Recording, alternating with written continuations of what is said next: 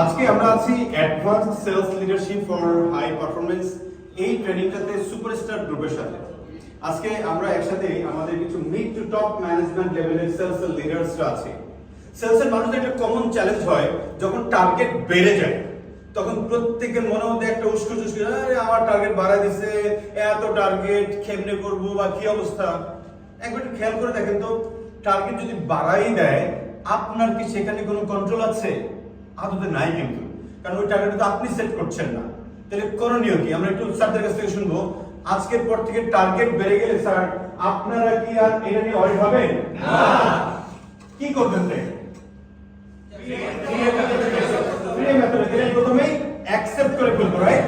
প্রথমে আমরা টার্গেটটা কি করব? অ্যাকসেপ্ট করে ফেলবো। এরপর অ্যানালাইজ করব যে কিভাবে এটাকে আমি ওভারকাম করতে পারি, কার কাছে যেতে পারি, কোন কোন বিষয়গুলো করতে পারি, সেই রকম প্ল্যানিং আমরা করব। Yes or no? ইয়েস।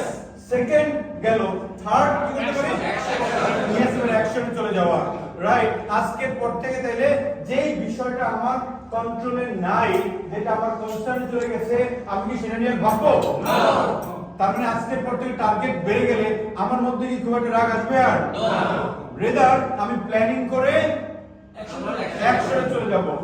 আমাদের যেটা আপনারা অনেক বড় লিডার, তার মানে আপনি একবার বিলিভ করে ফেললে আপনার টিমও কিন্তু এটাতে চলে যাবে। Yes or no? ইয়েস। তাহলে আমার টিম থেকে আমরা শিখাবো। ইয়েস। তাহলে সুপারস্টার গ্রুপ থেকে সবাইকে ধন্যবাদ যারা দেখতেছেন বা দেখবেন। সেলস লিডার্স যারা আছেন, আজকের পর থেকে টার্গেট বেড়ে গেলে মনে করবেন এটা আপনার কন্ট্রোলে নাই, রেদার আপনি এটাকে নিয়ে অ্যাকসেপ্ট করে মুভ করব, আমরা অ্যাকশন করব, এটা নিয়ে অন্য মাত্রায় যাব।